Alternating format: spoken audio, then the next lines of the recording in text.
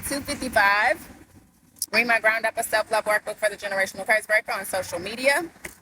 Still in that good sacral, that mother energy powerhouse. You know what I'm saying? All right, let's get straight into it. You already know that I will include the scripture. Let's go. It says, healthy connections stem from a balanced sacral. When stabilized, we can discern what's ours and what's not. Our internal compass can lead. When there's static in our channel, we practice discernment using our second and third lines of defense. We move accordingly. First, taking time to discern the spirit of our actions. Secondly, saying no to anything that's a distraction. We are determined to stay in alignment. Our mission has taken center stage. We understand some things can stir us off course. If I were talking to a friend, I'd say we mind our business. Because I will tell you to mind your business in a minute. Anyways, we have learned to listen to and trust our intuition's navigating abilities. Likewise, our boundaries are strengthened, keeping us centered. With healthy boundaries and a keen sense of direction, stepping into our mission will be much easier. There are many elements to consider when taking on the journey. We will need to be pure-hearted and focused. The sacral's connection to the heart and third eye chakras not only form our navigation system, they are also significant to one of our other bodies known as the light or the spiritual body. This layer sits in the seat of the soul and is strongly affected by our emotional state. A dark and heavy heart dims the light in this body. When we hold on to emotions instead of letting them pass, we damage the heart and dim the light. When we take on the feelings of others instead of holding space for them to work through it themselves, we poison the soul and dim the light. The more hurt the heart incurs, the less likely we'll see things as they are, because the light is dim. Consequently, we could take on the characteristics of those who hurt us while attracting more of the same. And the first thing that's coming to my mind is this movie I saw a while back on Tubi called Girl in the Box. Let's talk about it. So we know that, for starters, the sacral, speaking about mother, birthing new realities, essentially another word, or say it's symbolic for the matrix, right? And so I spoke about this movie a long time ago, my God. But this movie, I'm trying to think about the full storyline. There was a girl who, she was like Christian, I believe, right? She was a part of the faith. She was a believer.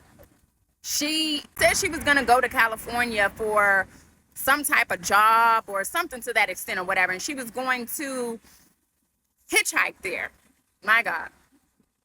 So she hitchhikes, but she ends up getting in the car with the wrong people.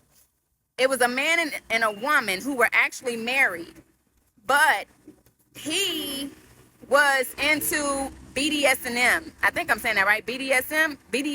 He was into whatever. So his wife was also his slave, but she couldn't take his dark side. Like, she couldn't take the pain.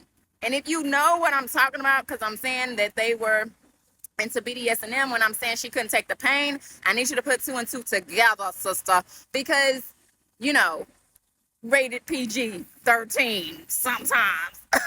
So she couldn't take the pain. So basically he was always looking, because this wasn't the first person he had picked up. He was looking for somebody who could take the pain, because his wife couldn't. And essentially you could see that she was not his first choice. The only reason why he married her was because they had come into agreement that she would play this part. So he was the prize, and she was willing to do whatever just to keep him, but she couldn't take the pain. So what he would do is find women and make them his slave, and she would have to watch or participate or like even treat them a certain way, you know, because there was also jealousy involved. She had to be a participant, because in his mind, and the way he expressed it is, if you could take this, there wouldn't be need for them. Because remember, our agreement is that I'm here, we're married, we're together, because you're supposed to be able to take the pain. So I wouldn't need her if you could take the pain. And my God, when I tell you, if you ever seen this movie, chime in. If not, you need to go watch the movie, because I know this sounds like it's so far off, but let me tell you why. Because they literally housed the girl in a box under the bed. That's why it's called Girl in a Box. They housed her in a box under the bed. And so she, you know, just to get through what she was going through, she was literally kidnapped, I want to say, for 7 to 8 years. She was creating this world in her mind, you know, and like having even peace, receiving peace. Like, it was her faith that kept her going. But you got to understand, this was some really sick stuff, guys. Like, I need you to go watch the movie. Just go watch the movie. Just go watch the movie. So one of the reasons why I said it reminded me of this movie is because when he was coming up, the boy, when he was coming up, he had, say, dark times, you know what I'm saying, things with his mother, right? And it was what provoked this lifestyle. It was rooted in trauma that he experienced with his mom. And now he doesn't view women the same way. He doesn't treat women the same way, or like, you know, honor them, love them. He sees them a certain way. And this makes me think about the dark triad. Dark triad, T-R-I-A-D. I want to say it's narcissism, psychopaths, and neurotic.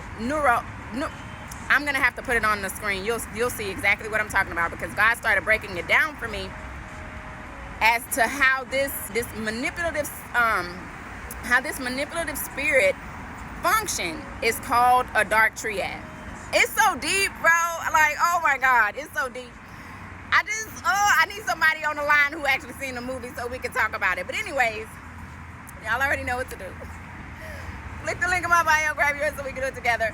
One-on-one coaching available as well. And of course, if you'd like to donate to the ministry, one link, everything pops up. Tell me somebody else seen this movie, okay? I want to talk about it.